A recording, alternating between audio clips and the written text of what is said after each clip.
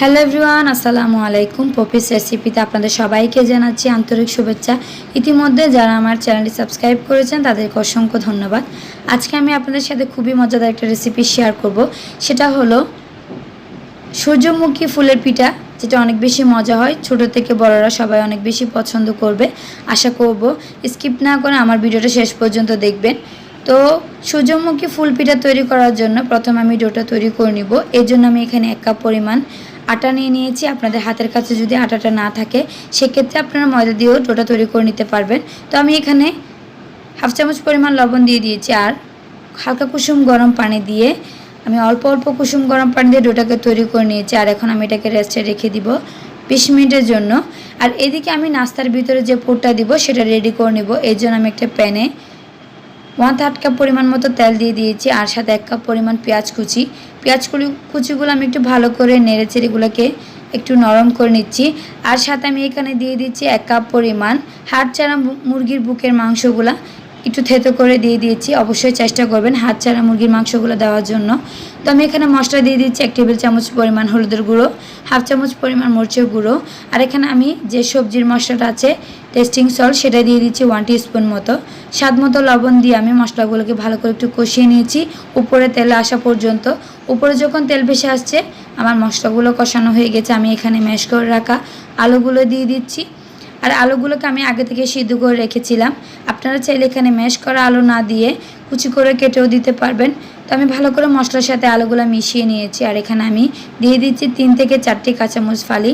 তো আমার ভিতরে পোরটা তৈরি করা হয়ে গেছে, আর আমি এগুলোকে 5 মিনিট মতো এভাবে জাল করে নিব। তো আমি এটাকে একটা সাইডে রেখে এখন আমি নাস্তা তৈরি করার জন্য ডোটাকে নিয়ে নিয়েছি। আর এভাবে দুটা ছোটো ছোটো লেচি কেটে নিয়েছি, আর এভাবে দুটো রুটি করে বেলে নিয়েছি, পাতলা করে বেলে নিয়েছি। আর একটা রুটিতে আমি ডো দিয়ে দিয়েছি, অন্যটাতে উপরে দিয়ে ভালো করে একটু চেপে দিয়েছি। আর একটা ছুরি দিয়ে এভাবে করে একটু কেটে নিচ্ছি। এটা কিন্তু বানানো খুবই সহজ, আপনারা 1 থেকে 2 বার দেখলে খুবই সহজভাবে তৈরি করে নিতে পারবেন। আর আমি এখান থেকে যে ডোগুলো কেটে নিয়েছি সেগুলো হাত দিয়ে এভাবে একটু চেপে দিচ্ছি ফুলের শেপটা আসার জন্য। এটা আপনারা স্ক্রিনে দেখে একটু বুঝে নেবেন, খুবই সহজভাবে এটা তৈরি করা যায়। এটা কিন্তু দেখতে অনেক বেশি সুন্দর লাগছে। আপনাদের সুবিধার্থের জন্য আমি আরেকটা আপনাদেরকে ফুল পিঠা তৈরি করে দেখাচ্ছি। সেমভাবে আমি 2টা রুটি বেলে নিয়েছি একটু পাতলা করে, সাথে আমি মাঝখানে ডো দিয়ে দিয়েছি, আর 2 পাশটা কেটে এভাবে করে হাতে একটু চেপে দিয়েছি। আর এখন আমি এগুলোকে ভেজে নিব। এই জন্য চুলে আমি একটা প্যানের মধ্যে তেল দিয়ে দিয়েছি, আর ফুলগুলো দিয়ে দিয়েছি। এখন দেখতে পাচ্ছেন এগুলো কিন্তু খুবই সুন্দর লাগছে, একদম সূর্যমুখী ফুলের মতোই। সেজন্য আমি এটার নাম দিয়েছি সূর্যমুখী ফুলের পিঠা। এটা কিন্তু বানানো খুবই সহজ, আপনারা যে কেউ চাইলে খুব সহজভাবে বানিয়ে নিতে পারবেন। সকালে অথবা বিকালে নাস্তা অথবা মেহমান আপ্যায়নে খুবই সহজভাবে এটা তৈরি করে নেওয়া যাবে। তো আশা করব আমার আজকের ভিডিওটা আপনাদের কাছে ভালো লাগবে, একটু হলেও হেল্পফুল হবে। যদি একটু হলেও হেল্পফুল হয় তাহলে অবশ্যই আমাকে কমেন্ট করে জানাবেন।